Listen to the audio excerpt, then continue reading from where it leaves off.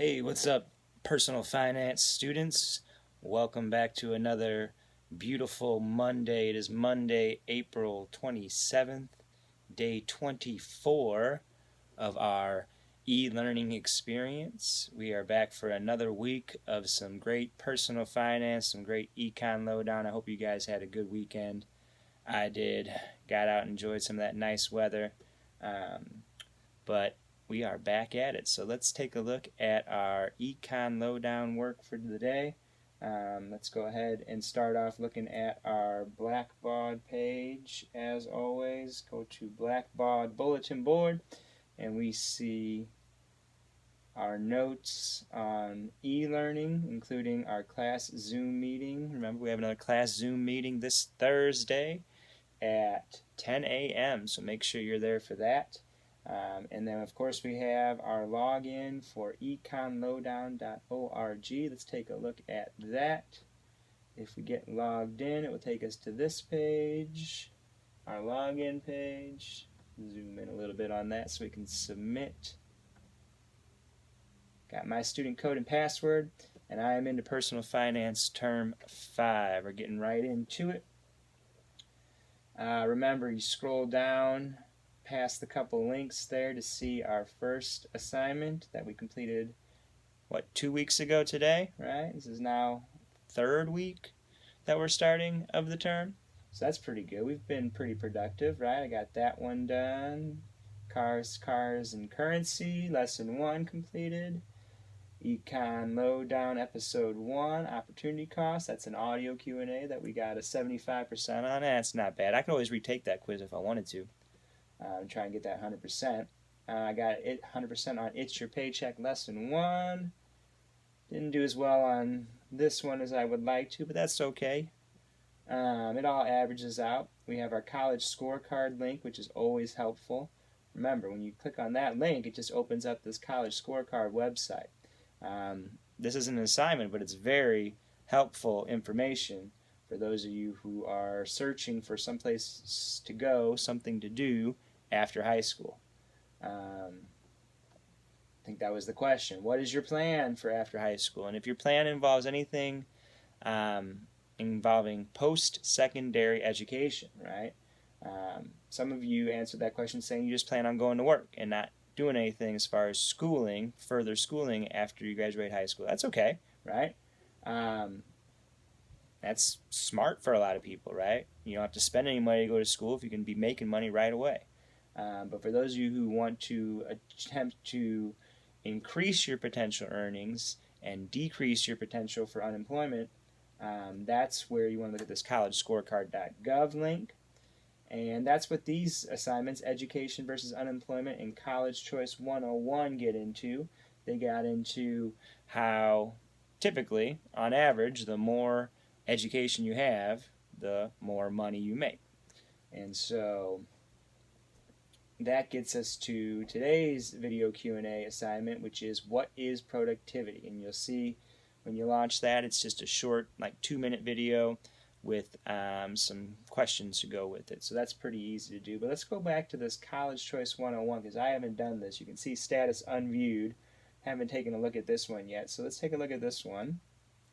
And when we open it up, College Choice 101. This is a 5.5-minute long video. If I turn it on, let's see what happens. Oh yeah. It's good music. Turn the captions on.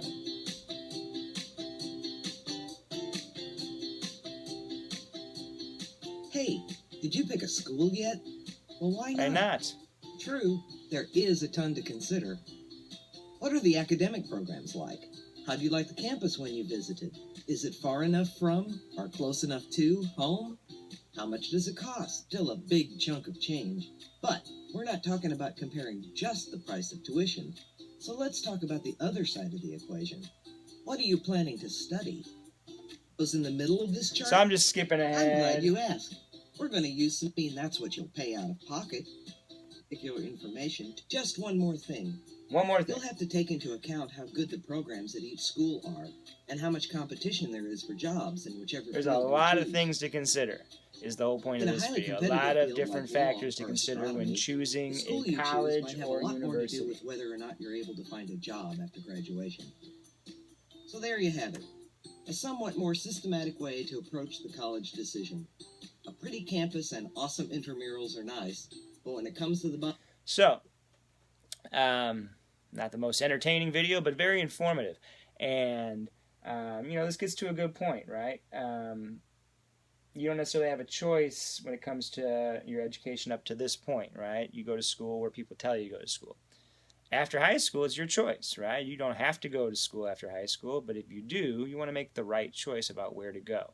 A lot of people have, had to learn from their mistakes in making the wrong choice, right? They didn't think about all the factors, and they chose the wrong school, and all that ends up doing is wasting time and money, right? So now that we've got this, let's take a look at the quiz. 5 questions. We can get this. Information about the amount of income various occupations earn can be found on I believe that is the Bureau of Labor Statistics website, the BLS. I didn't see that. I must have skipped ahead of that part of the video. If at any point you are answering questions and you're not sure, you can always go back and watch the video. When it comes to bottom line, what is one of the most important things to consider in choosing a college? Awesome intramurals and lots of nightlife, a beautiful campus and large modern dorm rooms, the cost of the college and the return on your investment, the quality of the campus library, and projected future income. Well, A and B are nice, but they're not most important. I'm thinking C. Return on your investment. What does that mean? Are you going to make a lot of money from this degree at this college? It's okay if making a lot of money is not the most important thing, right? But if it costs a lot of money, then you would hope that you make a lot of money from going there. If it's a cheaper option, are you going to make, enough money to make it worth your while? Let's see. Yes, got that one right. Number 3, what resources can you use to help you make your college decision?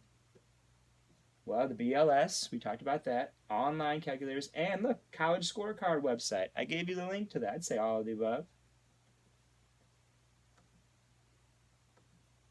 If you attend Mount Ivy Schmivy, you have to pay the full tuition, room and board out of pocket. Not necessarily, right? That's false, right? Because you could pay some of that with grants and scholarships, right? I'm going to submit false. Yes. If you attend Mount Ivy Schmivy with a 4-year tuition of $125,000 and paid a monthly loan payment of $562, roughly 15% of your $45,000 salary as a social worker, how long would it take you to pay off a student loan at a 5% interest rate? A long time. What do you think? I'm going to guess 35 years or 9 years. I hope it's not 35 years. I'm gonna go with 9 years. I hope it's that. That's wrong. And I got an 80%. I can always retake the quiz to get that last one right. Try again. But I'm just going to stick with this for now. You guys got your answers. Give it a try. See what you get for number 5. See if you get the right answer and let me know. And if you have any questions, let me know. And I will see you guys tomorrow. Peace.